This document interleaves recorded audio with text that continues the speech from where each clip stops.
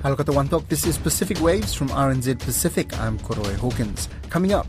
Once the regulator receives that and assesses it, we hope that we'll have a permit to move from the exploration phase. Deep sea miner to apply for operating license before the end of the year. Climate and security top of the agenda for Pacific leaders heading into their retreat in Vava'u. And later on, even more worrying that the Papua New Guinea government is taking instructions from Indonesia. International media watchdog censures Indonesia and Papua New Guinea over journalist ban.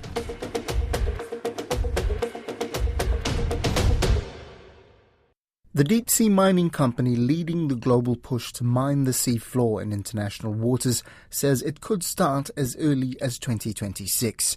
This is despite ongoing work to develop proper regulations for the industry. Deep-sea mining involves extracting potato-sized rocks called nodules, which are packed full of valuable metals from the seafloor many kilometers deep. The chief executive of the metals company, Gerard Barron, says he plans to apply for a license in the coming months. Caleb Fotheringham has more. It's a contentious issue for an industry that hasn't even started yet. Most environmental charities in a growing number of countries oppose deep-sea mining, but the companies and nations keen to see it happen think it is needed if the world is to move away from fossil fuels. On the fringes of the Pacific Islands Forum leaders meeting in Tonga this week, Gerard Barron reiterated his eagerness to start mining soon in the Clarion-Clipperton zone located in the high seas between Hawaii and Mexico. He says they will lodge an application with the International Seabed Authority in the next few months. Once the regulator receives that and assesses it, we hope that we'll have a permit to move from the exploration phase, the exploitation phase, 12 months later. We already have our first production vessel that's been having some amendments made to it to be production ready. We already know where we're going to process the nodules. So it's really just the regulatory hurdles that stand in front of us now. There are currently no rules set out to regulate mining in the high seas. But the company may be able to get around this stumbling block thanks to Nauru, who gave 2 years' notice of its intention to start mining to the International Seabed Authority. This exploits a legal loophole that forces the UN regulatory body to consider the operational plans of any company sponsored by Nauru, even if regulations have not been developed. Meanwhile, the number of nations calling for a precautionary pause or moratorium on deep-sea mining is growing. Mr. Barron thinks they are misguided. They're operating on a set of facts that have been fed to them by a select group, mainly NGOs. And what I say to them is, let's be driven by the science. And why don't you see the scientific programs that we're operating and the results that are coming off the back of them? He believes it's inevitable that ocean metals will be mined. If there was anywhere to begin this activity, the abyssal plain, more than 1,000 miles away from any living human, or in the deep ocean where the amount of life is measured in grams per square meter, that would be the right place to start this activity. An ocean campaigner for the Deep Sea Conservation Coalition, Phil McCabe, disagrees with Mr. Barron's interpretation of what the science is saying. He says it supports the call for a moratorium on the industry. I agree with him. We do need to listen to the science rather than make things up, and we need to look at the science comprehensively, listen to the 800 plus scientists and ocean policy experts that are saying that seabed mining, deep sea mining should not commence until significant knowledge gaps are filled. He says Mr. Barron saying he will soon apply for a license is because the company is out of cash and the stock price is less than $1. I think Gerard Barron is keeping his shareholders on the hook and keeping the market on the hook with the expectation that they'll submit an application, because he's been pushing that timeline out for the last 3 or 4 years by 6 months at a time, more or less. Pacific countries and territories are divided on the issue, with the likes of Nauru, Cook Islands and Tonga all showing at least some interest. In fact, the Cook Islands is into its 3rd year of deep-sea mining exploration, and there has been rumours it was even looking at purchasing its own mining vessel. Its Prime Minister, Mark Brown, says this is not the case. So those are just rumours? Certainly. I wish I could afford one.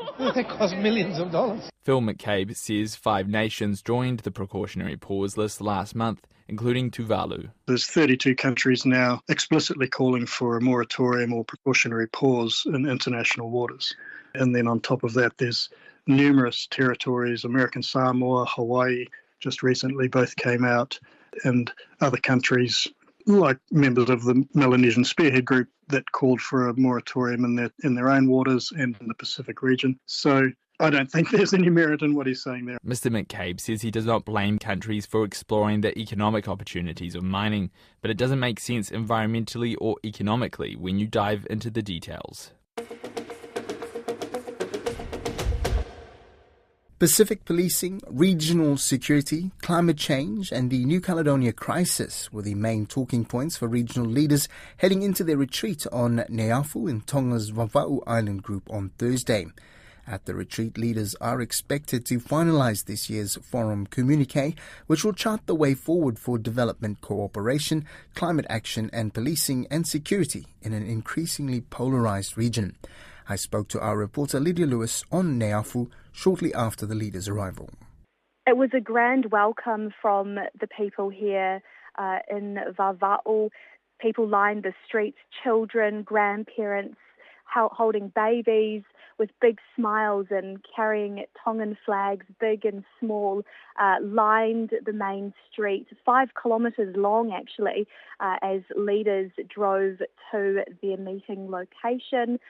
It was quite a sight, and they were up all night clearing that road and painting the walls to make sure it was pristine and looked good for the world stage. And you've had a chance to look at the leaders gathering for photos and milling around. What have they said ahead of going into their retreat? New Caledonia is still very much front and centre. Just before leaders went into the meeting, the Secretary-General Baron Wanga told me on the record that they have finalised their roadmap for the crisis.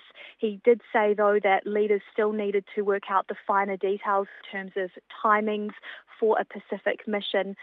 Climate change as well, that is always front and centre, an existential crisis, as leaders have been saying for a long, long time. We've had the United Nations Secretary General here in Tonga calling on the world to reduce climate emissions. And of course, the Pacific Policing Initiative, Pacific leaders have backed Australia's plans for a Pacific Policing Initiative, where they've injected 400 million Australian dollars into the initiative. Even though it has the sign-off from some Pacific leaders, there are some that are still on the fence about the issue. I was at the Melanesian Spearhead Group meeting, their final one before this leaders' retreat, where they all get on the same page on all of the issues. And following that meeting, the chair, Vanuatu's Prime Minister, Charles Salwai, indicated not everyone is convinced. So a lot of big decisions for Pacific leaders to tick off here in Neiafu, Vava'u. It's beautiful, a beautiful sunny day, contrast to the rain that we've had and also the earthquake. The perfect setting for what the leaders wanted, a peaceful, calm retreat. Still in Tonga, the United States Deputy Secretary of State says they've listened carefully to countries in the region in their efforts to boost their diplomatic footprint.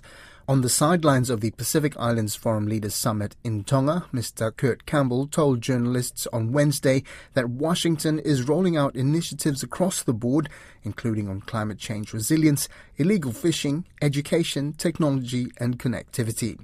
Lydia Lewis was at the press conference. First and foremost, our programs, our engagement are designed to address and meet the needs of the Pacific Island leaders and people. Everything that we're rolling out today is very much informed by those consultations directly. There's lots of engagement internationally in the region. We believe that engagement should be transparent. It should support the larger work of the PIF. It should be about the welfare of the people that are living in the region. I think we've been quite clear that we welcome the support of any country who's committed to the standards of living and the well-being of Pacific peoples. And China's engagement in some of these areas is unobjectionable. We do have concerns in certain areas where China has supported undemocratic elements, and where we've seen abuses in fishing practices, and also we are concerned by the potential for power projection capabilities into a region of peace. And so at a general level, I think we believe that our engagement should stand on its own, and it is addressing the Pacific, and we seek to engage accordingly and not bring conflict to this peaceful region as a general matter. Look, the United States is deeply committed to human rights issues and the role of democracy, and you see that playing out in almost every capacity in Southeast Asia, the Pacific, across Africa.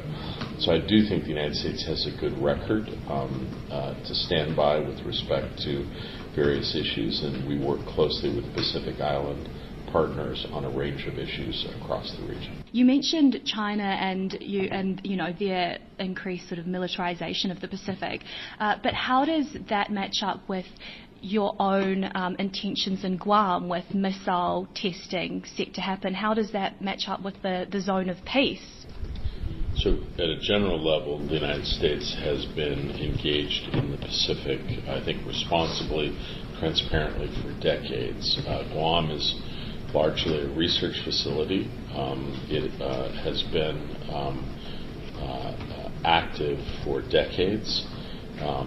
I think most of our activities in the Pacific are generally welcomed by partner nations, and we seek to continue those going forward. I think at a general level that we, as I stated, support many elements of the country's desire to help the welfare of the people. We're meeting in buildings that have been constructed by a variety of partners, including China. I think we support those initiatives. Where we have concerns are in areas where we think their practices are antithetical to both our interests and the interests of Pacific partners. As I indicated, we were worried about illegal fishing. We're worried about activities that are supporting undemocratic and corrupt practices in the Pacific, and we do worry about China's power projection into the region in a way that I think causes concerns more generally, not just with us, but with other partners as well. The Marshall Islands claims the US still owes Marshallese people billions to address the nuclear legacy. It also has not been an apology has also not been issued by the US. How can the US expect to get closer with the Pacific and constrain China's influence without addressing issues within its own Pacific territories? So I would just simply say that the United States over decades has committed billions of dollars to the damages and the rebuilding of the Marshall Islands, and we have engaged actively in diplomacy around health issues, around sustainability, and you will note that the recently concluded COFA agreement indeed addresses issues that are central to the needs of the Marshallese people. So I think we understand that history carries a heavy burden, and we are doing what we can to support the people in the COFA states, including the Marshallese Islanders more generally.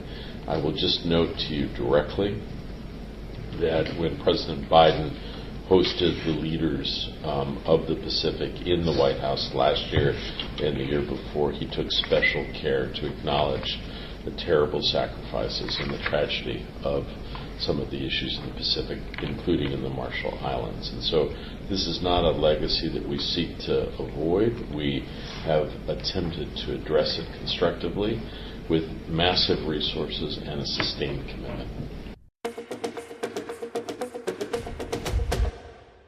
Both the Papua New Guinea and Indonesia governments have been censured by an international media watchdog after a journalist was banned from attending the arrival in Port Moresby of Indonesia's President-elect Prabowo Subianto. Earlier this month, reporter Harleen Joku was denied entry at Jackson's International Airport to cover Prabowo's arrival despite having accreditation. She was later told by a PNG Foreign Ministry staffer she'd been removed from the list of approved journalists at the direction of Indonesian officials. The Civicus media monitoring group's Joseph Benedict says this has prompted his organisation to deem the PNG civic space obstructed. Mr. Benedict says Civicus views the government's actions very seriously. I think this is of real concern. Civicus, who's been tracking the state of civic space in Papua New Guinea, has highlighted issues of restrictions against journalists in the past. But it's quite worrying that this journalist, Halin Joku, who was planning to attend a press conference, was blocked by officials. And we understand that it appeared that the Indonesian delegation had instructed her to be blocked, which is even more worrying that the Papua New Guinea government is taking instructions from Indonesia. And I think it's really worrying when access to such important meetings are denied to journalists to understand what the government is speaking on. And I think this captures the real challenging environment for journalists in Papua New Guinea at the moment. Is this the first time this has happened in PNG? No, it's not actually. A couple of years ago, we had a Chinese delegation, in fact, Chinese President Xi Jinping, to visit Papua New Guinea. And at that time, during another press conference and dinner meeting, journalists were blocked from attending that particular event too, a whole range of journalists. And again, this shows the really difficult environment and the challenging environment to attend many of these meetings in Papua New Guinea. Now, Halin Joku is a strong advocate, I think, for West Papua, and she grew up in West Papua. Her father was a strong advocate at one point, although he later in his life became very pro-Jakarta. Are these factors? I think definitely we know about the serious human rights violations happening in West Papua and Indonesia over many decades. And Halin has played an important role in covering some of those stories, particularly of what's happening there, but also many of the Papuans who have come across to Papua New Guinea. I definitely think this is a form of reprisal against her for some of the important work that she's been doing in covering these stories. But it also shows, how the Indonesian government doesn't want these stories to come out and is putting pressure on Papua New Guinea in order to silence any kind of coverage around these issues. I imagine that as Indonesian power grows, as seems to be happening fairly quickly, and it wants to up its presence in the Pacific, we can expect more of this sort of behaviour from the Indonesian government. Exactly. This is not new. They've tried to kind of influence media and even, civil society groups in the region to be less critical of them with regards to West Papua. But I think with Prabowo Subianto, the president-elect coming in, who we know has a really patchy record when it comes to human rights abuses and is of real concern to many activists, even in Indonesia, we will see more and more of this pressure increasing for others in the region, and particularly in the Pacific, to be less critical of what's happening in West Papua and more broadly. And I think this doesn't signal well for civic freedoms in the region. And just one of the number of issues in Papua New Guinea, there is, of course, the lack of information, the lack of access given to government for media, local and international for that matter, I can tell you. And the government is in the process of trying to rein the media in with its media control measures, which have been watered down but are still posing a threat, I think. Exactly. The proposed media development policy is extremely worrying. It is a policy that from earlier versions of it seems to be about control, about restricting journalists. And I think many journalists and those advocating for press freedom have raised concerns around this draft policy overall. But I think what is lacking also is overall protection of journalists, any kind of framework to protect journalists. And I think there's a real worry that things are going to deteriorate. We know in Papua New Guinea's press freedom ranking dropped further this year from 59 to 91 place in the Reporters Without Borders Press Freedom Index. And I think with these new policies, it becomes extremely difficult for journalists. And as you mentioned, the Right to Information Act, something that's been advocated for a long period by activists in country, continues to be delayed. There's been often talk about it being drafted, but we've not seen anything come out of it. And I think this is another important law that needs to be pushed and passed by this government. That's Pacific Waves for today. For all episodes, head over to rnz.co.nz/Pacific. We're also on Spotify, Apple and iHeartRadio. From myself and the RNZ Pacific team, Tofa Suifo.